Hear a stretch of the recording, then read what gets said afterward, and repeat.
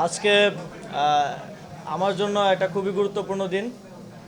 অনেকগুলো গুরুত্বপূর্ণ সিদ্ধান্ত আজকে হয়েছে এবং আপনারা ইতিমধ্যে জাতীয় নাগরিক পার্টির সম্মানিত আহ্বায়কের পক্ষ থেকে জানতে পেরেছেন।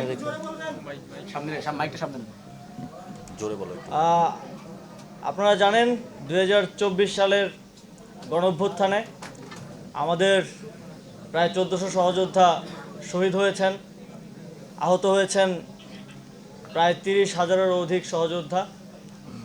বাংলাদেশের ইতিহাসে অত্যন্ত গুরুত্বপূর্ণ একটি ঘটনা হয়ে থাকবে এই গণঅভ্যুত্থান, যে গণঅভ্যুত্থানের মধ্য দিয়ে একটা দীর্ঘ ফ্যাসিবাদী শাসনের পতন হয়েছে এবং তারপর আমরা নতুন বাংলাদেশ বিনির্মাণের যেই পথ চলা, সেই পথ চলায় অগ্রসর হচ্ছি। গত গণঅভ্যুত্থানের পরের সময়টা, এই ট্রানজিশন পিরিয়ড বাংলাদেশের জন্য খুবই গুরুত্বপূর্ণ এবং সামনে জাতীয় নির্বাচনও সমানভাবে গুরুত্বপূর্ণ। আমরা একটা গণতান্ত্রিক প্রক্রিয়ার মাধ্যমে একটা গণতান্ত্রিক সরকার গঠনের দিকে বাংলাদেশ এগিয়ে যাচ্ছে। এই সময়ে এছাড়াও আপনারা জানেন কিছুদিন আগে আমাদের একজন সহযোদ্ধা শরীফ ওসমান হাদি গুলিবিদ্ধ হয়েছেন এবং শহীদ হয়েছেন।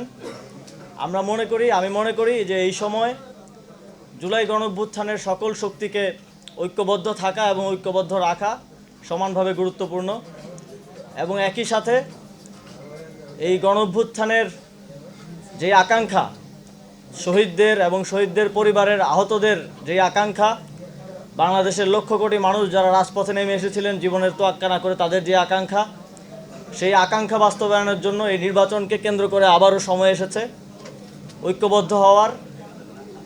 সেই জায়গা থেকে আমি জাতীয় নাগরিক পার্টি এনসিপিতে আজকে যোগদান করছি এবং আমি আসন্ন ত্রয়োদশ জাতীয় সংসদ নির্বাচনে অংশগ্রহণ করছি না। আমি মনে করি যে আমার একজনের সংসদে যাওয়ার থেকে আমাদের জুলাই গণঅভ্যুত্থানের সহযোদ্ধাদের আরও অসংখ্য সংখ্যায় সংসদে যাওয়ার ক্ষেত্রে যদি আমি অবদান রাখতে পারি, আমার দায়িত্ব যথাযথভাবে পালন করতে পারি, তাহলে এর থেকে বড় সাফল্য আর কিছু হতে পারে না।